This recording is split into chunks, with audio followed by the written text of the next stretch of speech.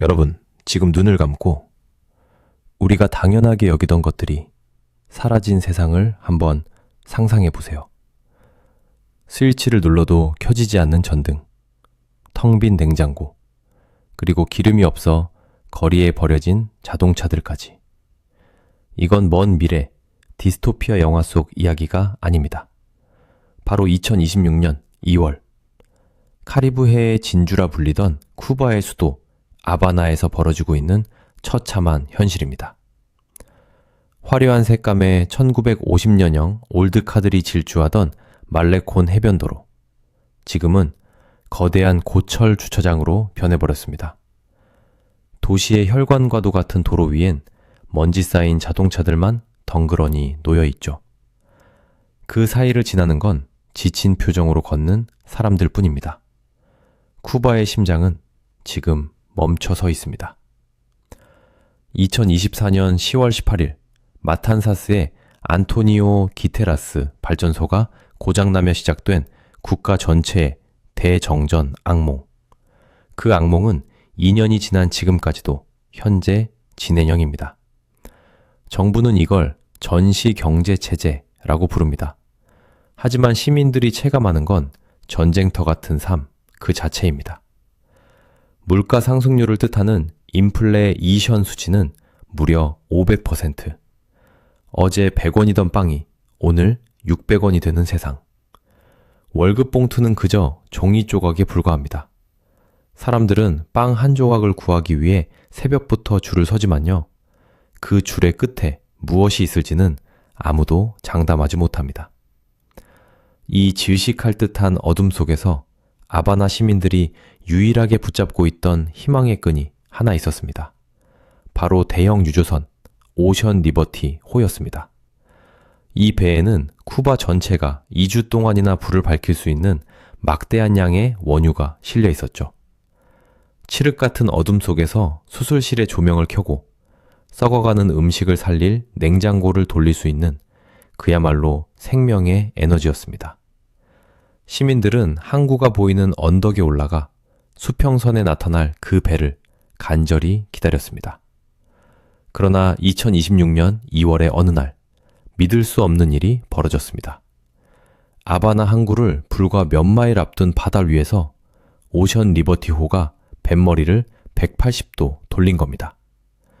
배가 고장난 것도 태풍이 불어닥친 것도 아니었습니다. 보이지 않는 거대한 손, 바로 미국의 금융 봉쇄와 해상 차단 작전이 작동한 순간이었죠.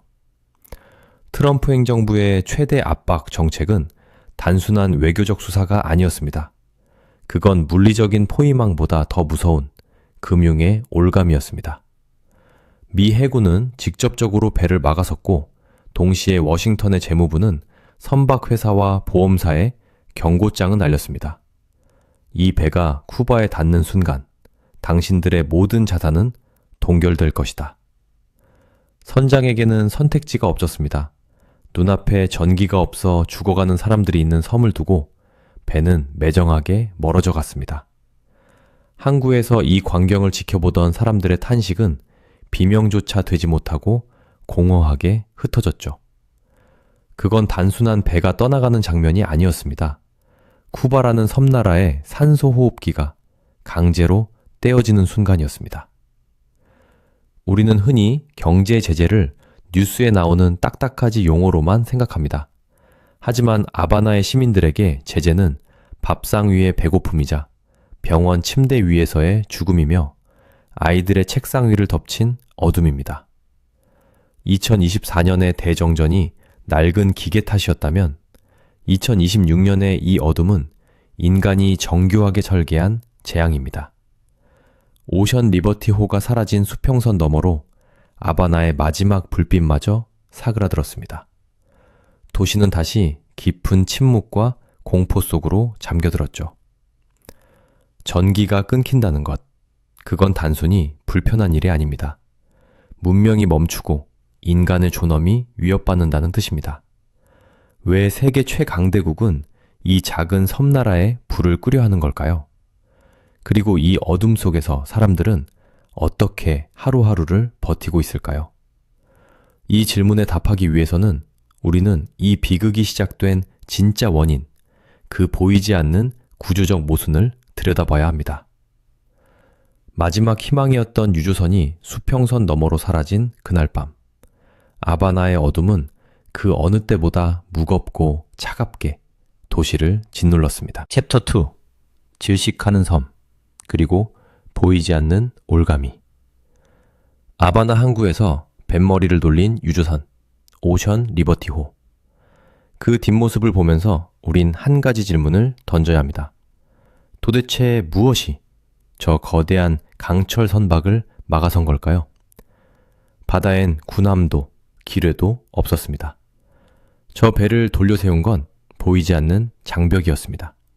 바로 종이 위에 적힌 법과 금융이라는 이름의 치명적인 올감이었죠. 이제 우리의 시선을 항구에서 워싱턴의 집무실, 그리고 월스트리트의 금융 전산망으로 옮겨봅시다.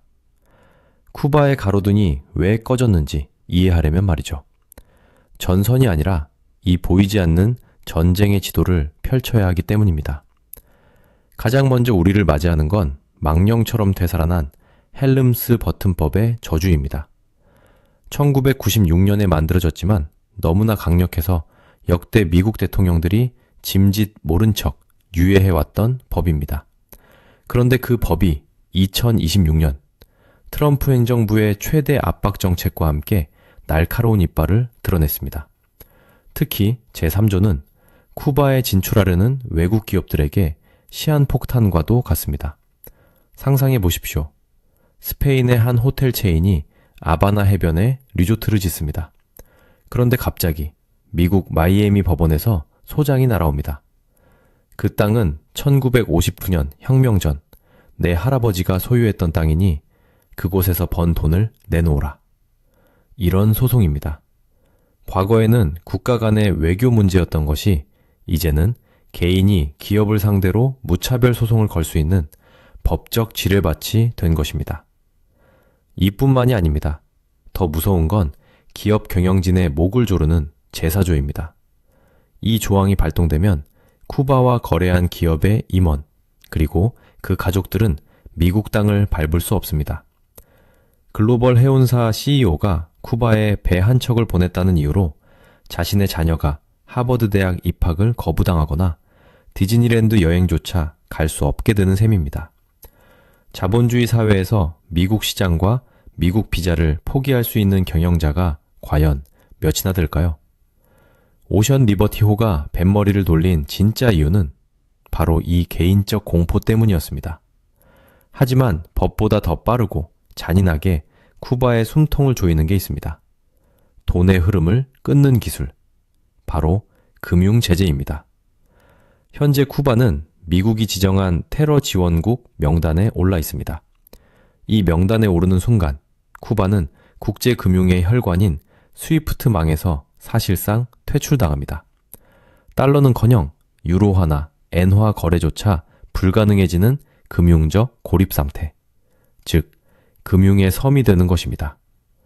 여기서 등장하는 가장 악랄한 규칙이 바로 미 재무부 해외자산통제국의 50% 룰입니다. 이 룰은 마치 전염병과 같습니다.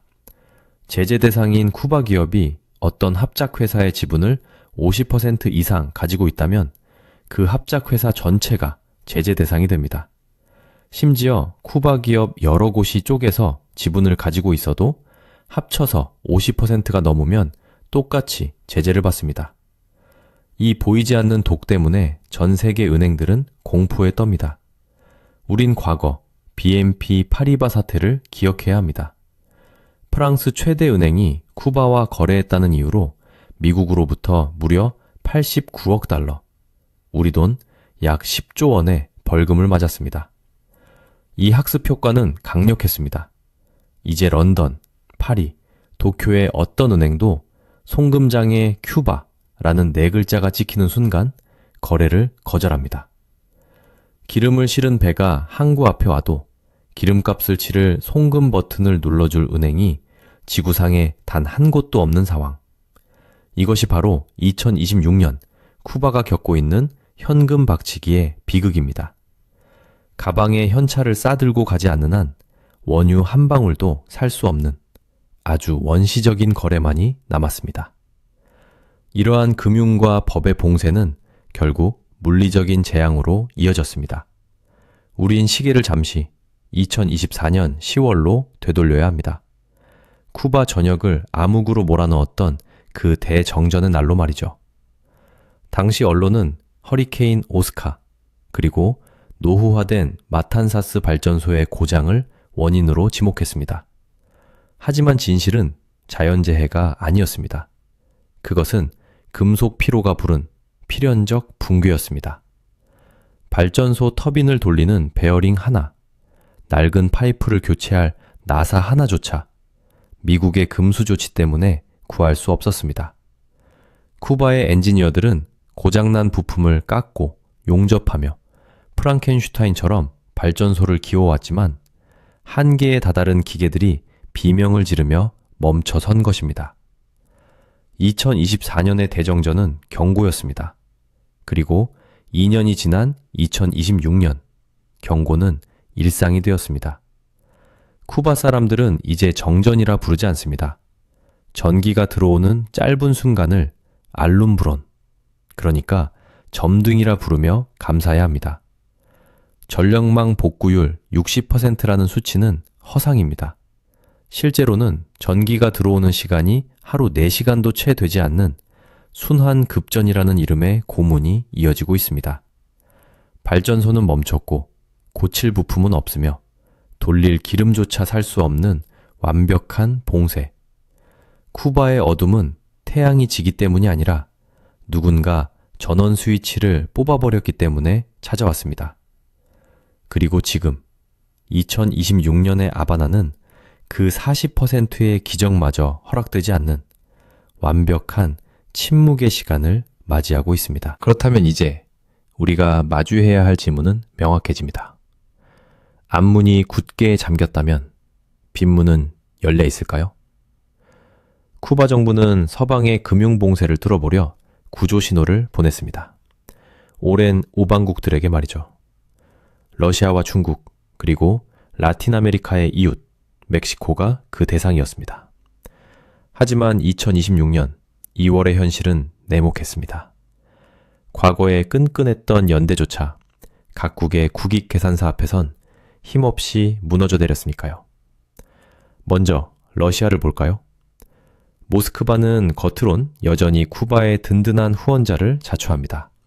하지만 우크라이나 전쟁이 길어지면서 러시아의 어깨도 무거워졌죠.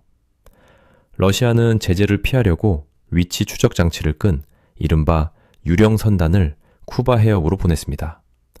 하지만 미국의 위성 감시망은 이들의 움직임을 실시간으로 포착했죠. 카리브해로 향하던 유령 유조선들, 결국 뱃머리를 돌려야 했습니다. 미 해군의 차단 작전과 세컨더리 보이콧을 두려워한 보험사들이 보증을 거부했기 때문입니다. 결국 도착했어야 할 기름은 오지 않았고 아바나의 발전소 터빈은 멈춘 채 녹슬어만 갔습니다. 중국의 지원도 마찬가지입니다. 그저 언발의 오줌 누기에 불과했죠. 중국 기업들이 아르테미사주에 100메가와트급 태양광 단지를 지으며 선전하긴 했습니다. 하지만 이 수치, 쿠바 전체 전력 수요인 3000메가와트의 겨우 3.4%밖에 안 됩니다. 낮에는 그나마 불을 켤 수 있었지만 해가 지면 도시는 다시 칠흑군 같은 어둠에 잠겼죠. 태양광 패널로는 전력망의 기본 부하를 감당할 수 없었고 낡은 송전 시스템은 이 불안정한 전력마저 제대로 받아내지 못했습니다. 중국의 지원은 캄캄한 동굴 속 촛불 하나였지만 그마저도 바람 앞에 등불이었던 셈입니다.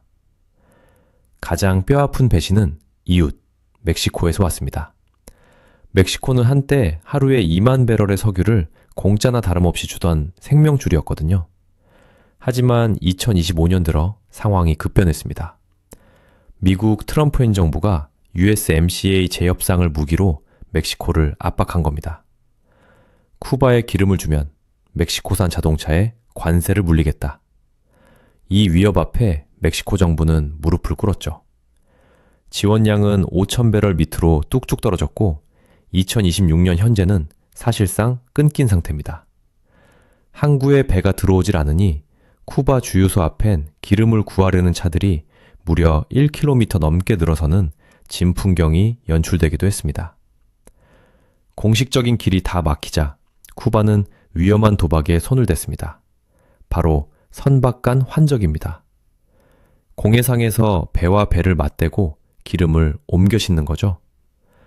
파도치는 망망대해에서 벌어지는 이 불법 작업, 엄청난 환경 재앙 위험을 안고 있습니다.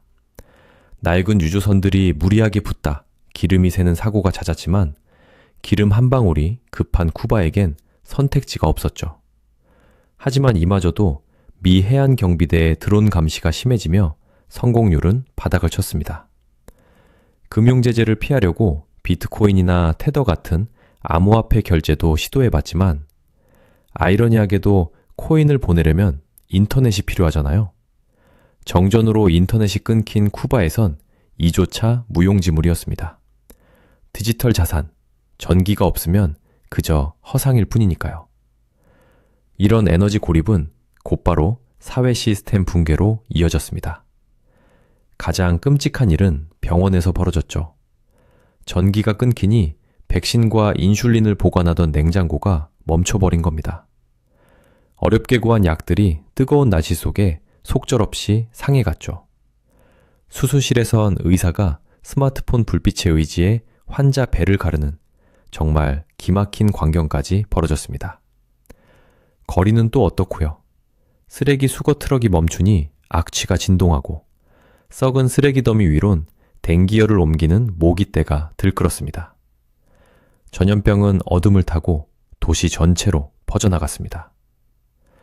희망이 사라진 땅에서 사람들은 최후의 선택을 했습니다. 바로 탈출이었죠.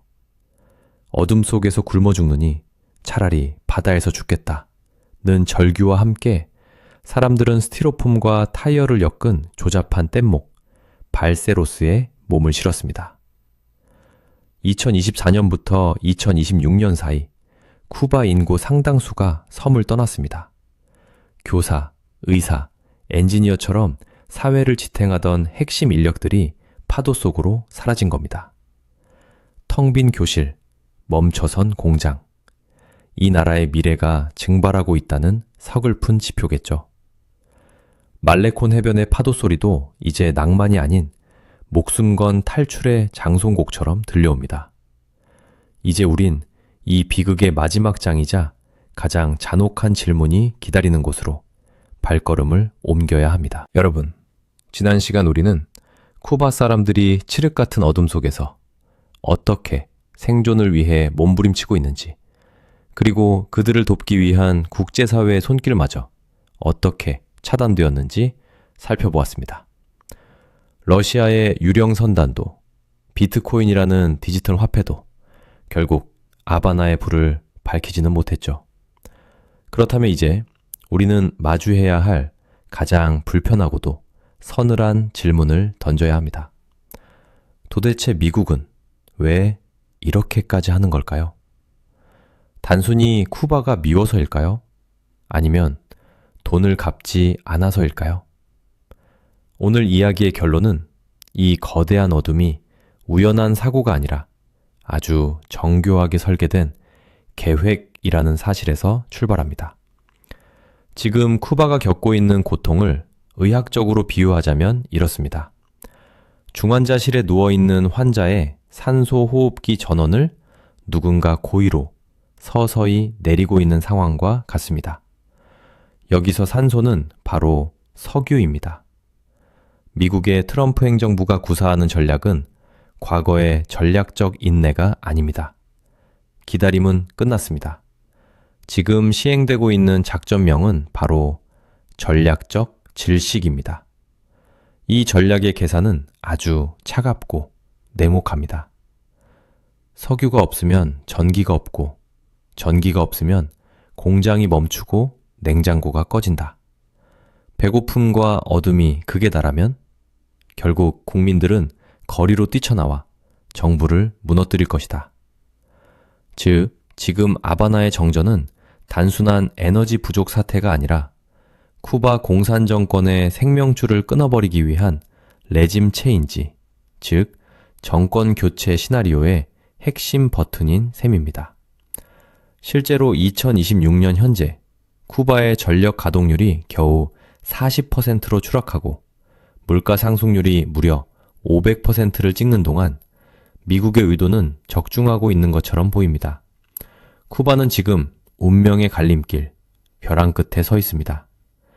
여기서 쿠바의 미래는 두 가지 시나리오 중 하나로 흐를 가능성이 큽니다. 첫 번째 시나리오는 폭발입니다. 배고픔을 참지 못한 시민들이 군대와 경찰을 압도하는 상황이죠. 이미 전력난으로 인해 군 내부에서조차 동요가 일어나고 있다는 첩보가 들려옵니다. 군인들도 집에 가면 전기가 없는 건 마찬가지니까요. 이 경우 쿠바는 거대한 혼란과 함께 사회주의 체제가 무너지는 급격한 변화를 맞이할 것입니다. 하지만 두 번째 시나리오는 더 암울합니다. 바로 화석화입니다. 마치 북한처럼 정권이 생존을 위해 나라 전체를 거대한 감옥으로 만드는 것입니다. 인터넷을 끊고 외부 정보를 차단하고 촛불을 켜고 살더라도 체제만은 지키겠다는 암흑의 요새가 되는 것이죠. 이렇게 되면 쿠바의 시계는 2026년이 아니라 전기가 발명되기 이전인 19세기로 영원히 되돌아가게 됩니다. 어느 쪽이든 그 피해는 고스란히 평범한 사람들의 몫입니다. 우리는 이 이야기의 시작에서 쿠바를 덮친 허리케인과 낡은 발전소를 이야기했습니다. 하지만 이제 우리는 압니다. 쿠바의 어둠은 태풍이 만든 것이 아닙니다. 이것은 명백한 인재입니다. 정치적 이념과 국가 간의 자존심 싸움이라는 거대한 체스판 위에서 전기가 끊긴 수술실의 환자들, 썩어가는 음식을 바라보는 어머니들, 그리고 뗏목에 몸을 싣는 청년들은 그저 말이 되어 희생되고 있습니다. 아바나의 말레콘 해변. 밤이 되면 칠흑 같은 어둠 속에서 유일하게 반짝이는 것은 파도 소리와 함께 켜지는 사람들의 스마트폰 불빛 혹은 누군가 켜놓은 작은 양초뿐입니다. 바다 건너 150km 밖 미국 플로리다의 화려한 야경과는 너무나 대조적인 이 작은 불빛을 보며 우리는 생각해야 합니다. 과연 사람의 목숨보다 더 중요한 이념이 존재하는가? 어둠을 무기로 사용하는 것이 과연 정당한가? 어쩌면 그 불빛은 희망의 신호가 아니라 한 시대가 저물어가는 것을 알리는 마지막 조종일지도 모릅니다.